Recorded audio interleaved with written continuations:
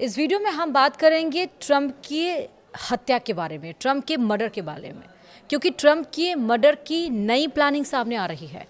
Israel ने America को secret alert दिया है, ईरान पर अब हमला और ज़्यादा बढ़ सकता है। नमस्कार, आप देख रहे हैं न्यूज़ 18, मैं हूं आपके साथ श्रुति श्रीवास्तव। इजराइल ने अमेरिका को खुफिया जानकारी दी है कि ईरान डोनाल्ड ट्रंप की हत्या की नई साजिश रच सकता है। अमेरिकी मीडिया रिपोर्ट्स के मुताबिक यह इनपुट हाल का है और एक खास कथित साजिश से जुड़ा है। यह खुलासा ऐसे समय में हुआ है जब अमेरिका और ईरान के बीच फिर से सैन्य टकराव शुरू हो चुका है और 3 हफ्ते पुराना युद्ध विराम भी टूट चुका है। दरअसल मैं ईरान की हिट लिस्ट में नंबर 1 हूँ।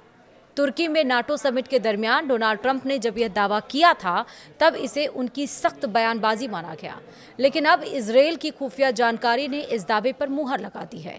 इजराइल ने अमेरिका को अलर्ट किया है कि ईरान ट्रंप की हत्या की नई साजिश पर काम कर सकता है। डोनाल्ड ट्रंप की हत्या की साजिश कोई नई बात नहीं है। ट्रंप पर पहले भी कई बार हमले हो चुके हैं। दूसरे कार्यकाल के लिए चुनावी अभियान में उन्हें गोली भी लगी थी और अब अमेरिका और ईरान के बीच जब एक बार फिर तलवारें खिंच गई हैं तो ट्रंप की सुरक्षा को लेकर चिंता और बढ़ गई है। द वॉल स्ट्रीट जर्नल ने सूत्रों के हवाले से ये दावा किया है कि इजराइल ने अमेरिका को एक ईरानी प्लान की जानकारी दी है। वहीं CNN की रिपोर्ट कहती है कि इजराइल ने अमेरिका को एक खास साजिश की चेतावनी दी है। रिपोर्ट में कहा गया है कि अमेरिकी सीक्रेट सर्विस पिछले कई हफ्तों से ट्रंप को निशाना बनाने से जुड़ी जानकारियों पर नजर रख रही थी।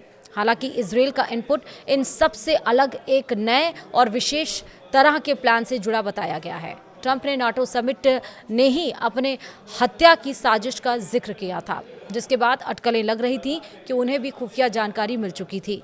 नाटो शिखर सम्मेलन के बाद तुर्की के अंकारा में ट्रंप ने यह कहा था कि ईरान उन्हें खत्म करना चाहता है।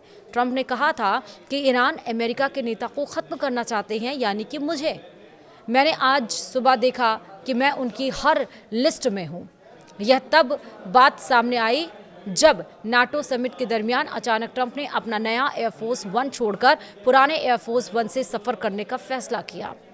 जब उनसे पूछा गया कि क्या ईरान के खतरे की वजह से उन्होंने तुर्की से लौटते समय अपना विमान बदला था, तो उन्होंने सीधे जवाब नहीं दिया, लेकिन यह ज़रूर माना कि वह ईरान के निशाने पर हैं।